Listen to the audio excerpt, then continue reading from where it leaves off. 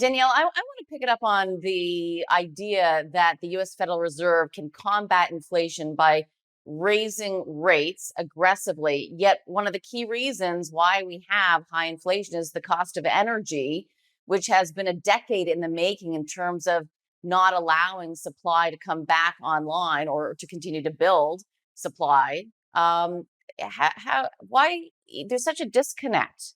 How do you make sense of that in terms of what the Fed's doing, what they're trying to achieve? Well, this is where you have kind of the political stress meeting up with monetary policy, and where you see the failings of monetary policy. There's so little that Powell could theoretically do in terms of making sure that pipelines get in the ground, so that there is the chance for greater energy independence in the United States, lower imports on our parts, the ability to refine what we pull out of the ground. So there are a lot of complicating factors. And I heard another interview a few days ago that showed that for all of the efforts that have been made in sustainable energy, we still largely rely on the traditional type of fuel that we pull out of the ground, which scientists have shown to be reinventing. The Bakken shale reinvents itself. So you have to wonder if the investment's not going in the wrong direction, and if the Fed is thereby helpless to combat what's happening in the energy patch. Right, which leads to the question of how does this turn out? I mean, what does it end up looking like?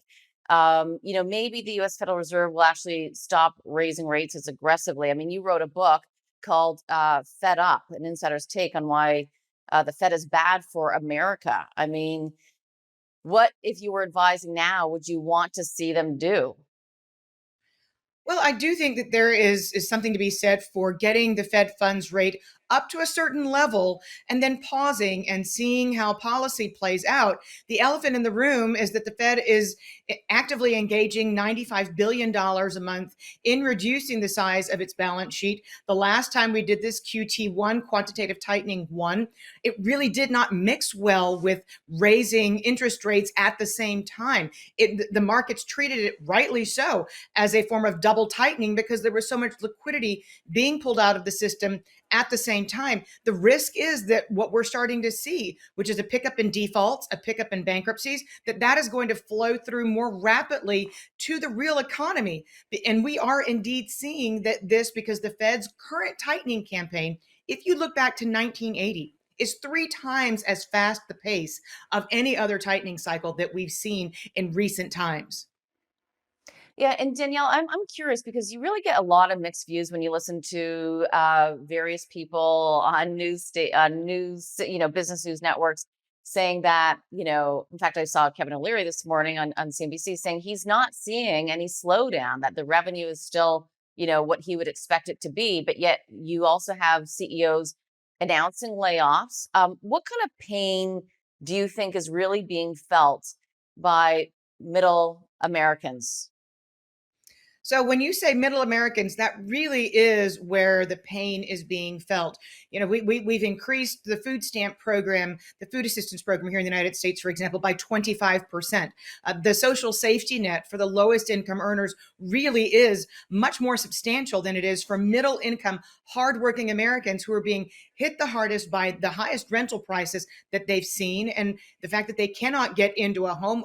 Affordability is higher than it's ever been, including leading up to the housing bust. So, and again, we are seeing increased numbers, especially of middle management layoffs. It may not be manifest yet in the jobless claims figures, but that has a lot to do with the fact that so many of these jobs involve severance, which is good for a time. But again, the pace of layoffs is appreciably picking up. We saw Stanley Black and Decker lay off 1,000 people in its finance division just last week. Hmm. These are real numbers. These are real people with real jobs.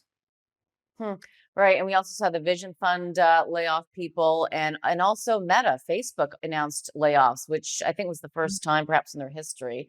Um, so it's interesting to see though this delayed effect, and to your point, the pace that the Fed has really acted, and what the ensuing results are going to be. We might actually see it tomorrow in the jobs numbers. Today, we saw the continuing claims move higher. And just so everybody knows, we pre-tape this on the Thursday before the Sunday that it airs. But we might be getting a little bit of that indication, Danielle. That's very well the case. If you look back at how quickly job openings, which at an absolute level are still very much high, if you look back at the pace at which job openings are declining, that's always been associated with a material increase in the unemployment rate. I think we'll see that pan out these next few months. Okay, let's take a quick break. We'll be right back.